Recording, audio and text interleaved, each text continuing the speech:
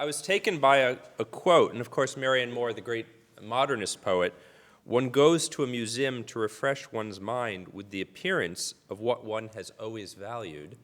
And I think that's a wonderful segue to Briann Greenfield's work on inventing antiques, because in fact a lot of what her recent book and her scholarship is on was the sort of transfer of collecting antiques in the 19th century as being idiosyncratic behavior to sort of normative behavior in the 20th century. So in fact, there is a shift in the decades that bracketed the turn of the century, which Marianne Moore, as a modernist, would have probably missed.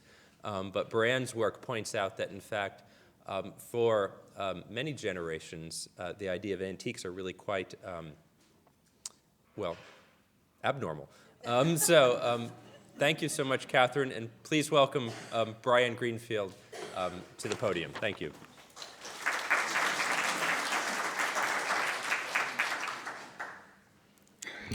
Right. All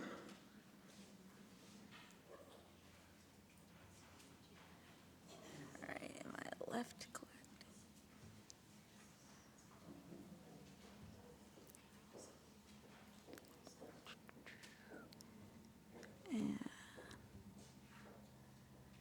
In a second, we should, excellent.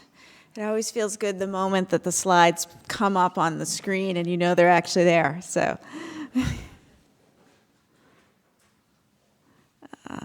Slideshow from beginning. Great. Well, thank you very much. It's such a pleasure to be here in this inauguration of this fabulous space, and also to be speaking with this wonderful panel whose work I have followed for years. And I think that Catherine's talk was just a perfect setup for what I want to talk about today, too. So I hope that we can start to see some connections between these narratives that we develop. So today what I want to do is I want to talk about the history of antique collecting. I do think that, with the popularity and the institutionalization of collecting through museums and institutions, certainly like this, that we tend to take the idea that antiques are inherently valuable and important and worthy of being preserved as something natural and inevitable. But I'm here to say that the practice of antiquing itself has a history, and it's a surprisingly recent history as that. In the late 19th century, you would not have found shops called antique shops. There were a few in New York by about 1900, and here in New England, we had a few dating a little bit earlier. But the primary category of goods associated with the old and the rare would have been found in an alternative kind of shopping venue, a shopping venue called the Old Curio Store. And old curio stores, they featured, as I said, sort of the rare, but also more toward the weird or the strange, kind of, I think, a little more Oscar the Grouchy, perhaps, in some ways, too. And it really is an explosion in the early 20th century to the kind of normative antiquing that we have today. So what I want to do is to look at how Americans in the 20th century have come to value antiques and to ascribe specific meaning to them. This is drawn from my book, Out of the Attic, Inventing Antiques in 20th Century New England. And I hope that this talk will help you appreciate Electra Havemeyer Webb's collecting, but also help you think a little more critically about it as well. So I want to start off here with a couple of documents that I found early in my research at the Winterthur Museum. These are two inventory lists from a New Haven antique dealer. The first dates to 1902. His name was O.C. Hill. And I know it's a little light, but if you take a look right here at this arrow, you see one of the most highly valued pieces in his inventory. It says, let's see, is this? Yes, a historical chair, one of the first six that the first minister that preached in Litchfield used as his best chairs. What a description that is.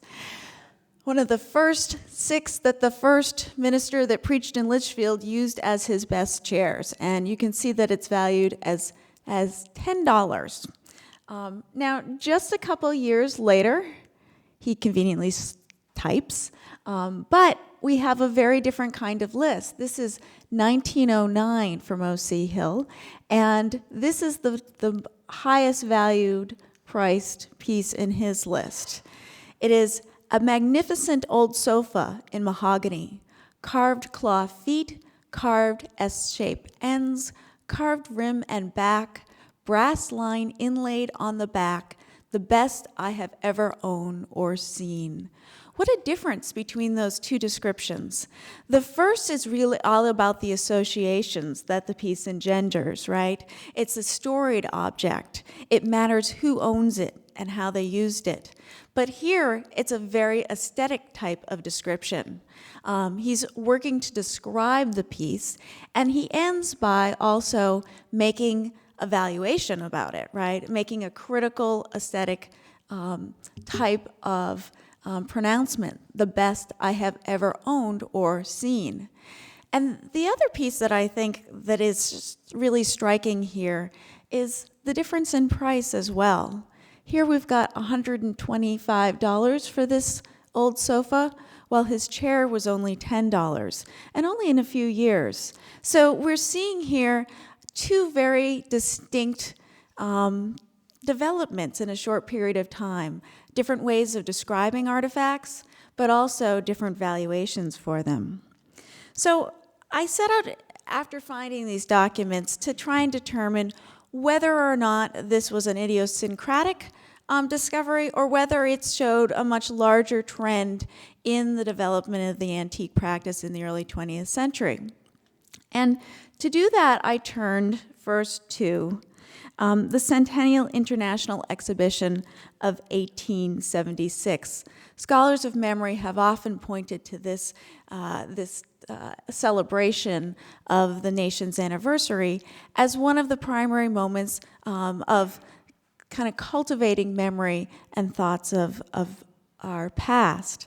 It was, of course, as a centennial celebration, primarily concerned with celebrating technological progress. It was a celebration in many ways of how far the nation had come.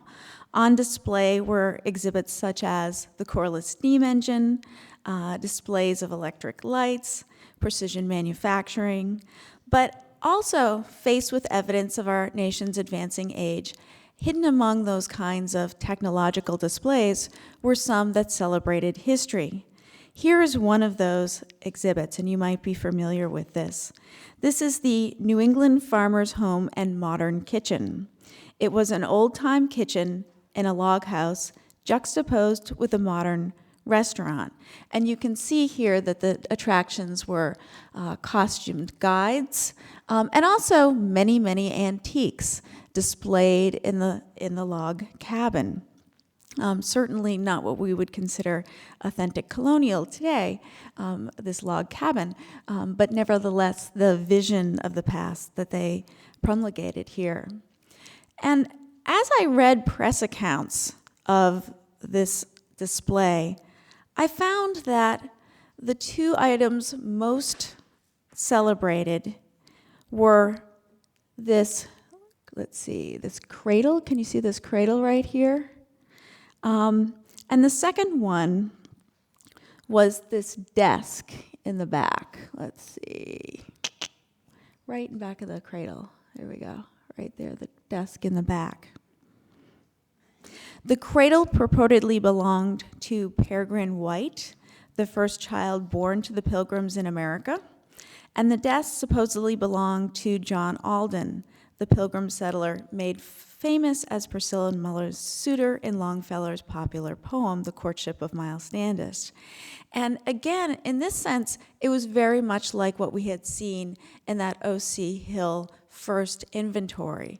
It was the stories associated with these objects that were celebrated in the popular press. They were objects that gained their significance by their ownership. Now, I found that even antique dealers began to sell objects with stories. This is an image from an early antique dealer in Maine. His name was Frederick Tuck, and this dates to about a little after 1900, I believe. These are some images from the Brickstore Museum in Kennebunkport that has his papers. And Tuck tended to sell objects, again, through stories. He didn't have anything as famous as the peregrine white cradle, but what he did do is he had these sort of wonderful inventive stories about the individual objects. And so he sold his warming pans, like the ones here, by telling customers the story of Lord Timothy Dexter, who was supposedly tricked into shipping his warming pans to the hot ports of the West Indies, but who eventually managed to turn a profit by transforming them into molasses dippers. He sold a banister-backed chair by associating it with the first church in Danville, New Hampshire, and a Staffordshire teapot by explaining that it was owned by a Methodist minister. Again, it's the stories that abound. In the late 19th century, the majority of customers in New England's antique and curiosity shops would have been women, who purchased historic items largely as an extension of their role as stewards of the house and home. And it was their belief in the ability of the home to be an enlightening environment, an environment to teach and uplift the family, that propelled them to want to buy objects particularly associated with high-minded moral ideals. They would have been exactly the kind of consumer who would have wanted to purchase a chair because a Litchfield minister had owned them. But as early as the 1870s and 1880s, we start to see a new kind of customer at those antique and curiosity stores. And I call these new customers collectors. And this is an image of some of those pioneering collectors, all drawn from Penny Stillinger's important book, which you've heard reference before. And they included, really these collectors had a very different approach to their work. First of all, they tended to be centered around urban areas, around the cities of Hartford and Providence, and also Boston. They included men like Eugene Bowles, Dwight Blaney, Hollis French, Henry F. Waters, Henry Wood Irving, Marston Perry, Richard Canfield, and Charles Pendleton. And many of them began to associate themselves into collectors' clubs. One of the first and most important was the Walpole Society, founded in Hartford in 1910. They also began to write on their collections. Hartford was important as the home of Irving Lyon, who wrote the first substantial study of 17th and 18th century domestic furniture called The Colonial Furniture of New England, which he published in 1891.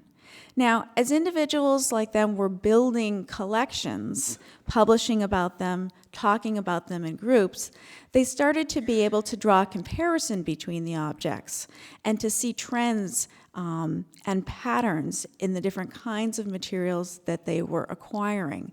That's very different from someone who purchases to furnish a house. You only need a few chairs, ideally, if you're going to furnish a house. But you also, when you're furnishing a house with a few chairs, you can't see sort of the difference in patterns and designs. And what we see is, during this time period, that these collectors began to systematically track stylistic differences, look for regional variations in design, and compare similar pieces for quality and for artistic achievements. I think it's interesting that some of the early publications start to make aesthetic judgments about the objects themselves. When Luke Vincent Lockwood published the second edition of his colonial furniture book, published in 1913, it was just full of pronouncements evaluating the aesthetic quality of individual objects. And what we see is really a movement to start to define these objects as art, away from storied objects, and a kind of new aesthetic kind of appreciation, very much similar to what we saw in that second O.C. Hill inventory. Now, this interpretation of antiques as art was very new, but it is also very powerful, and I also think particularly timely. America, I think, was in need of a national art. Remember, the first decades of the 20th century, the United States is emerging on the world stage as a power. There's commercial interests for the nation around the globe. It has a first-class military, a political power, but it doesn't have what a lot of the European nations do, right? Simply, it doesn't have art. Europe's large universal survey museums, I'm thinking about museums like the Louvre and the National Gallery in London, all of them worked to justify the nation state by transforming what had been the luxuries of owned by monarchical rulers into a collection associated and able to prove the national genius. With the United States lacking such an American art, American museums quickly seized on antiques as a way to fill the gap in the creation of a national art. The early decades of the 20th century saw the establishment of a flood of American decorative arts museums and major museums. And I want to say these are primarily in art museums, not history museums. There was the Rhode Island School of Design, established from the donation of Charles Pendleton's personal collection in 1904. Francis P. Garvin began a long relationship with Yale University in the 1930s, donating 5,000 pieces of American prints, pewters, silver, and assorted decorative arts. And there was Maxim Korlick and his wife, the former Martha Codman, who established themselves as the Boston Museum of Art's benefactors. And of course, one of the most important of the museums of this time period was the New York Metropolitan Museum of Art's American Wing, opened in 1924 as a series of 24 period rooms featuring early American household furnishings and adorned with interior woodwork from old houses. The museum had first turned its attention to American decorative arts in 1909, when it arranged for a special loan exhibition of early American furniture and decorative arts as part of the city's Hudson-Fulton celebration, commemorating the 300th anniversary of Henry Hudson's discovery of the Hudson River, and also the 100th anniversary of Robert Fulton's steamboat. Many of the objects on loan had come from the collection of a Boston man, Eugene Boyles, and I'll talk about him a little bit more also. And then a year later, a wealthy widow named Mrs. Russell Sage purchased the Boyle collection, nearly 900 objects in all, to make the exhibit permanent. So we have the establishment of sort of an infrastructure now for this kind of aesthetic collecting at the museums. And I want to say that I think it's particularly important to note that these objects were drawing their power from the fact that they were American objects. These weren't any collections, right? This was the American wing, and this was a kind of American art. I think there's a wonderful book by the humorist Kenneth Roberts that makes this distinction clear. It was a satire of collecting, and it was called Antique Mania, and it was written in 1928. And in it, Roberts really pokes fun at connoisseurs who praised American furniture because it was American. And the satire he presents takes the form of a dialogue in which a seemingly clear-headed father tried to explain the difference between English and American Chippendale furniture to his son, and I want to read a little of that here. So the son is named Rudolph, and Rudolph says, "What's the difference, Father?" Father says, "Several $100s a chair, my boy." Rudolph says, no, I mean, what is it about an American Chippendale chair that makes it more valuable than an English Chippendale chair? I suppose it's because a well-known American sat in it? Father says, do not, I beg of you, Rudolph, make the mistake of thinking that sentiment or association has market value. Some people are foolish enough to buy a chair because George Washington sat in it, but you can take it from me that this fact doesn't add a cent to the value of the chair. Rudolph says, then why is it, Father, that an American Chippendale is worth more than an English Chippendale? Was it because American chairs were more beautifully made than English chairs? Father, no, my son, English chairs were usually more elaborate and ornate. Rudolph, how is it one tells the difference between an American and Chippendale chair, English Chippendale chair? Father says, well, it's one thing that one learns by experience. No one can really tell the difference by just looking at them. Rudolph, then an American Chippendale chair isn't more beautiful or better built than an English Chippendale chair, but it's more valuable because it was made in America. Father says, that's exactly it, my child. Rudolph, but you said that sentiment and association have no market value. And this satire continues on, but you can see the ways in which there's this really profound disavowment of the storied object, of the sentimental object, and the construction of the belief that it's all about aesthetics until one pushes this envelope further and says, well, there's this unstated associated here. The unstated association is that it's American, and that is what is mattering here as well. So now, what about my second observation on those O.C. Hill inventories? The fact that those prices jumped so dramatically in such a short period of time. As I began to take a look, I recognized that auction prices quickly rose in the first decades of the 20th century, right up to the first years of the Great Depression. And here we have a number of newspaper headlines announcing the prices at auctions. The Howard Reifsner sale of 1929 was one of the largest, and you could see the chest on chest, that's popularly known as the Van Pelt Highboy, sold for a record price of $44,000. At the same sale, a Philadelphia Chippendale armchair brought another $33,000. In 1930, Philip Flaterman sold his collection of American antiques were sold, and an individual tea table sold for $29,000 and a secretary for $30,000. And I think we have to take a look at these, prices. We have the tendency to think, wow, what a deal.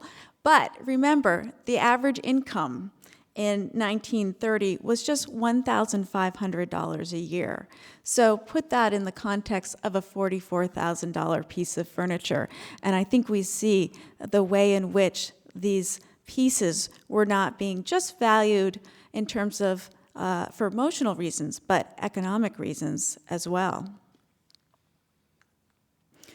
These prices coincided with the growth of American consumer society and consumer culture at large.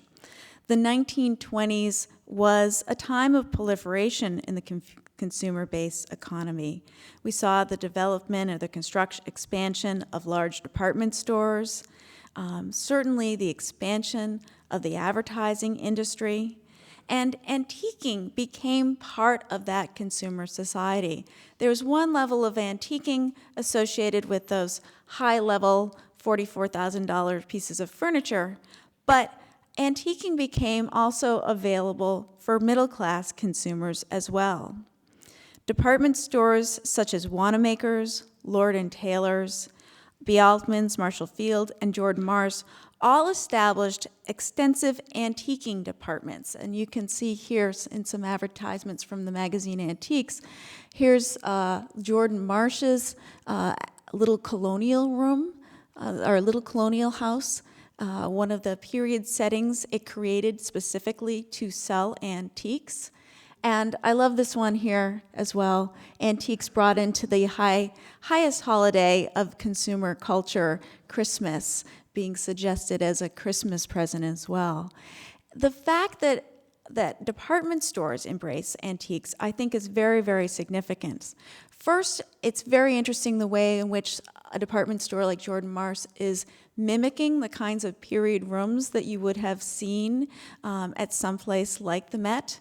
But also, to sell antiques would have meant a very big different practice in terms of their stocking and their sales approach.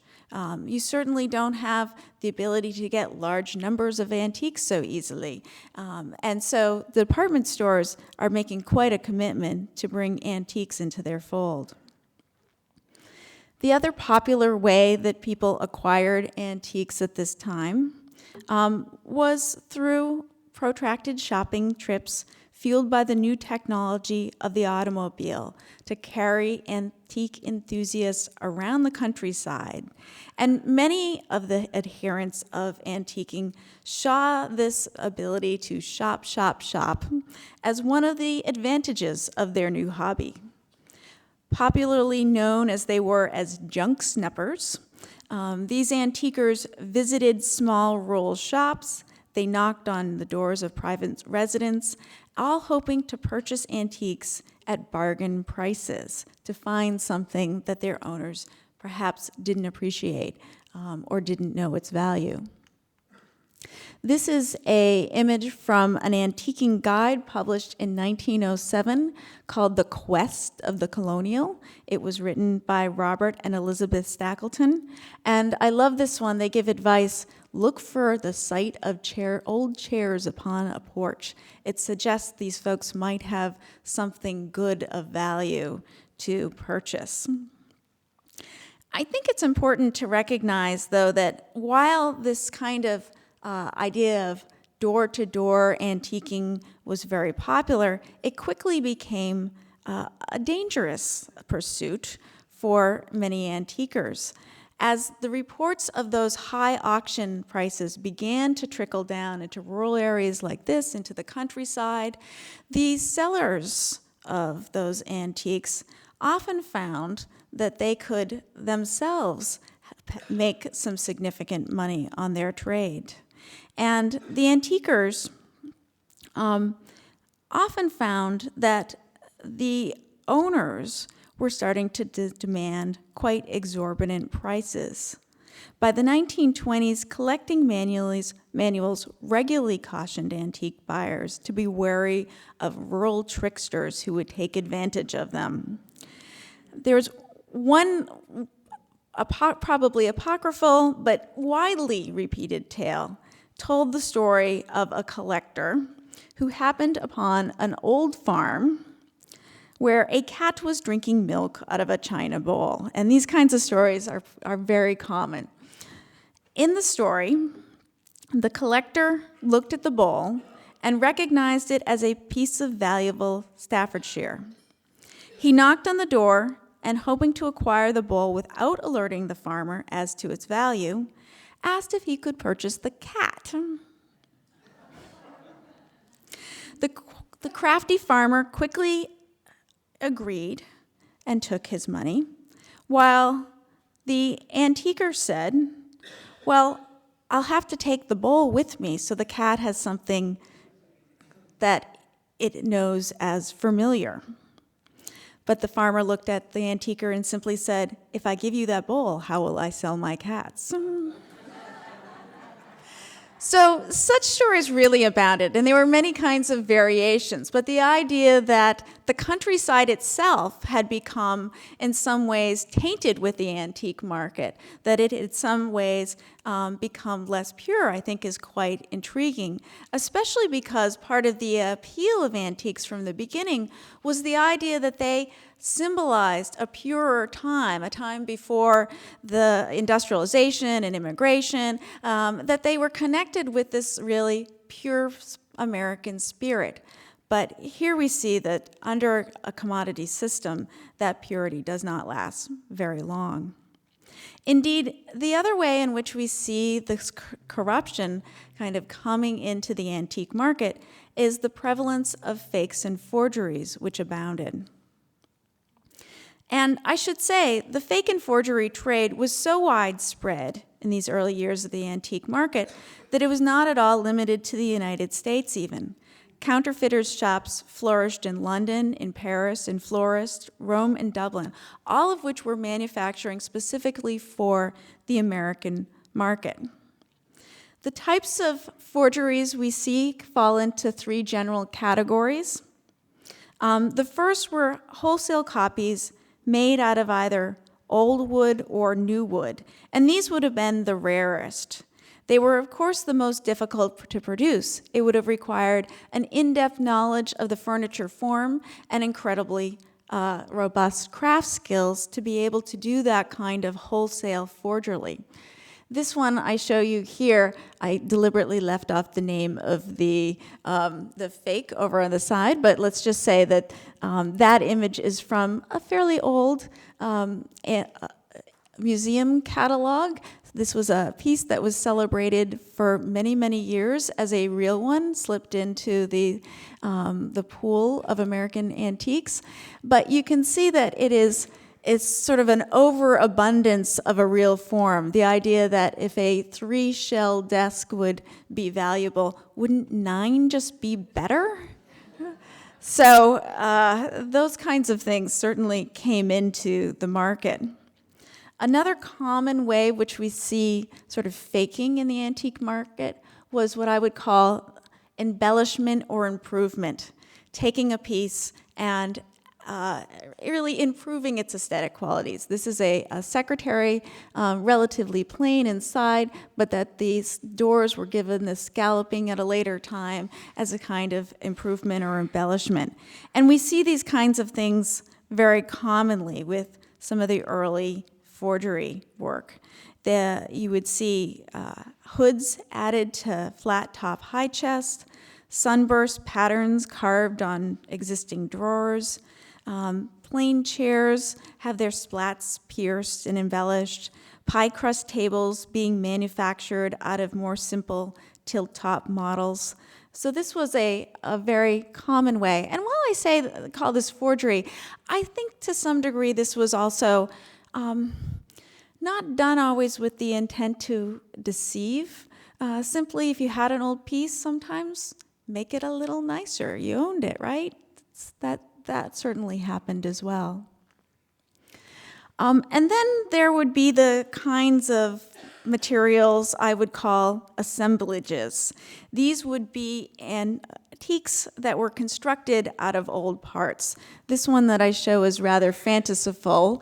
You might have a real desk, but you could make your real desk better by adding a couple pieces together. This is sort of a top of a secretary added to a high desk with a really sort of odd look to it. These sometimes were called by antique collectors spurious antiques because their parts were real. They were just reassembled in imaginative ways. And some of these have also passed into the collecting pool, and we've believed that they've been real for quite a number of years. This is a clock that's at the Connecticut Historical Society that I was recently involved when we discovered that this was not as real as had been imagined. This is a clock that had been believed to be dated to the mid-18th century. The dial has the engravement Hartford Hosmer on it, and it was listed in many sort of catalogs of American clockmaking, the most recent of which was published in the 1970s. But closer examination of this shows that the fretwork up at the top was wholly new. You can see that there's power saw marks on it. The case assembled out of old boards. The back doesn't have any wear in the inside where the pendulums would have come down and up, but the back is strangely pierced together as if these were old boards collected from somewhere and reassembled. And I think the most interesting is the door of the clock, which if you look very closely is very clearly a drawer front and not a door at all. You can see little holes for where the drawer pulls were. This image here shows the inside of the drawer, well, it was a drawer, but now a door, where it had once a much larger lock that would have been associated with a drawer, but didn't need such a large lock for the clock.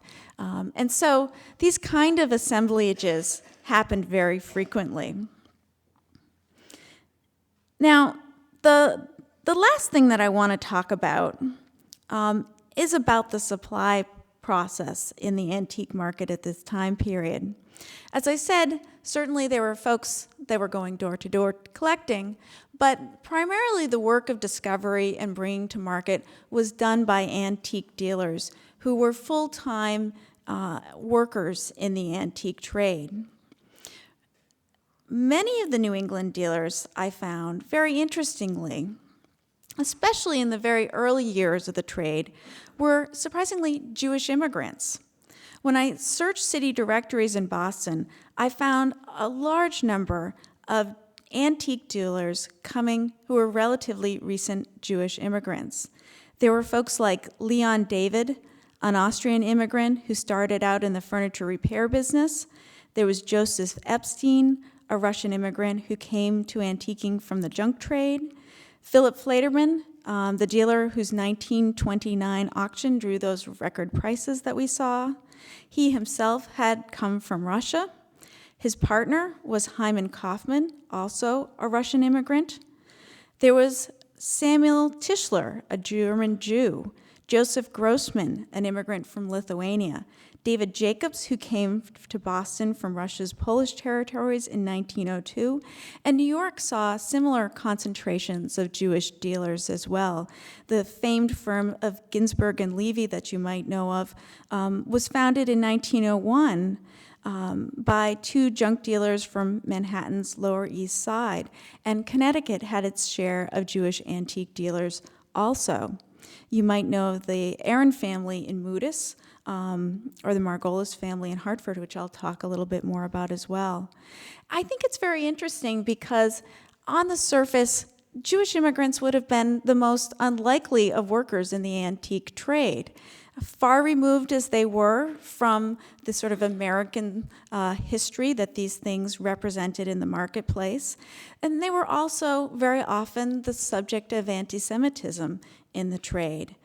But I think that one of the key issues to remember is that Jewish immigrants largely came, unlike some other immigrant groups, with the intention to stay in this country, fleeing as they were prosecution in their homelands. And with that desire to stay came a desire not for just economic success, but also for status and acculturation. And antique dealing was one of those trades that could help them achieve that. Many came with commercial experience in Europe, and as we know, many went into trades like garment manufacturing, peddling, or dry good merchancies. And antiquing was similar in that it was an open and accessible trade. In fact, often as it was tied first to the junk business, you could move from dealing in all types of to use goods to specializing in high-end, highly valuable antiques. And that is certainly what we see happening. This is Israel Sack, a Boston dealer whose name is probably familiar because his family became really one of the dominant antique firms of the entire 20th century. He himself was from Russian Lithuania, and he had arrived at Ellis Island in 1903. He had flagship shops, quite a number of shops at different times, but his flagship shop was located on Charles Street in Boston. And at various times, he also had a hardware business. He had retail outlets on Boston's Beacon and Chestnut Streets, additional shops in Marblehead, Massachusetts, Danvers, Massachusetts, and New London, Connecticut, and also several New York City locations as well. According to his son, Albert, by the late 1920s, Israel Sack was doing about $1.5 million of business a year, which I think is really quite remarkable and suggests that not only was he selling a lot, but he had to purchase a lot of antiques to do that as well. he had many connections to some of the pioneering collectors, and he used them sort of as they were getting older as a stock to purchase goods from. One of his biggest purchases was the George Palmer collection. Palmer had belonged to a group of that early Connecticut collectors, and in fact, his cousin was Eugene Bowles, the collector from Boston whose collection became sort of the seed for the American wing. Like his cousin, George Palmer gave many goods to the American wing, but in 1928, he sold off the remainder to Israel Sack, along with his house, Westomere, in New London, Connecticut.